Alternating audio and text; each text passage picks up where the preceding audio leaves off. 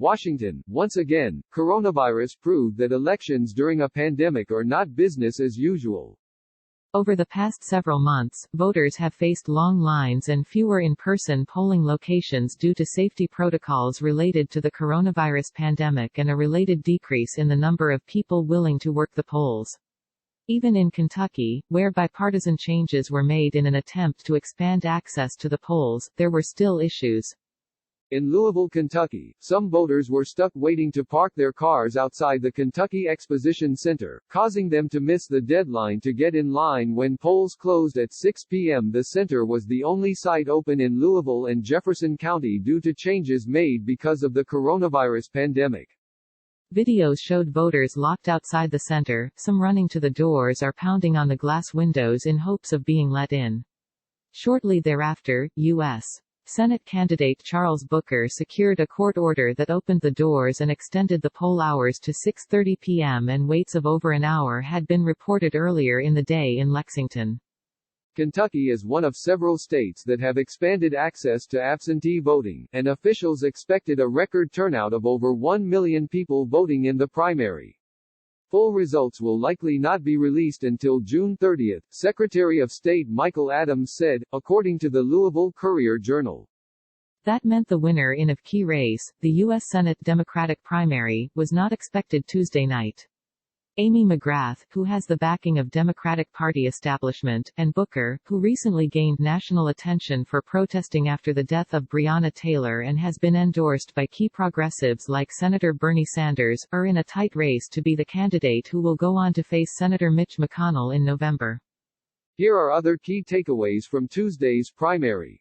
Representative Alexandria Ocasio-Cortez had a blowout win in her district's Democratic primary.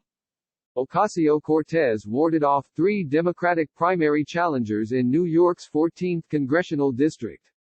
The freshman lawmaker noted on social media Tuesday evening that her surprise upset in 2018 was not a fluke.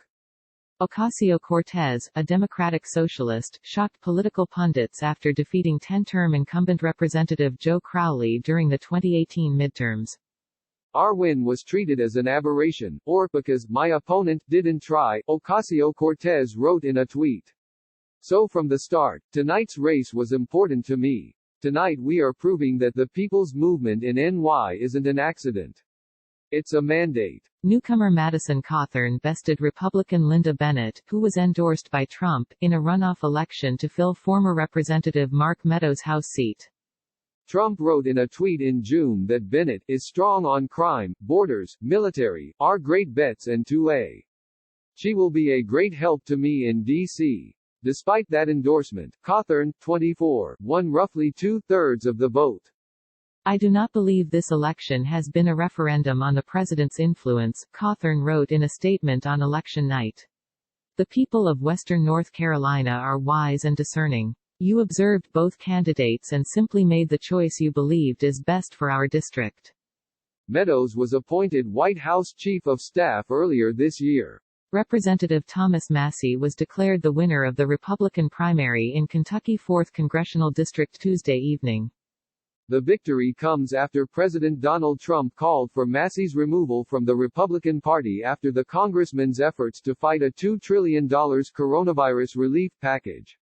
Massie faced one primary challenger, Todd McMurtry.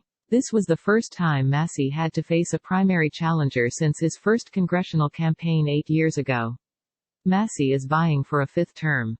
Although the full results will likely not be in until next week, Massie claimed 88% of the early and unofficial vote, according to election data, which included just in-person votes cast Tuesday.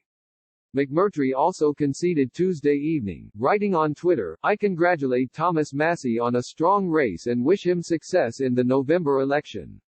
I want to thank everyone who supported me. I am eternally grateful to everyone who helped me with this journey." Representative Eliot Engel is facing tough competition New York's 16th congressional district from challenger Jamal Bowman, who has gained national attention over the past several weeks. Bowman, who is backed by progressives like Ocasio-Cortez and Sanders, was leading the 16-term congressman in early returns by roughly 25 points. But a winner had not yet been declared as of early Wednesday. Representative Carolyn Maloney is locked in an even tighter race with challenger Suraj Patel in New York's 12th congressional district Democratic primary.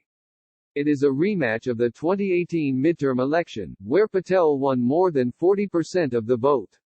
Maloney, 74, is in her 14th term in the U.S. House of Representatives. Patel, 36, released a statement Tuesday evening declaring an early victory, though no official winner declared. The candidates were nearly tied with about 80% of the vote counted Wednesday morning. Contributing, William Cummings, USA Today, Morgan Watkins, Matt Mencerini and Ben Tobin, Louisville Courier-Journal, Paul Moon, Asheville Citizen-Times, Julia Fair and Ian McKenzie, Cincinnati Enquirer.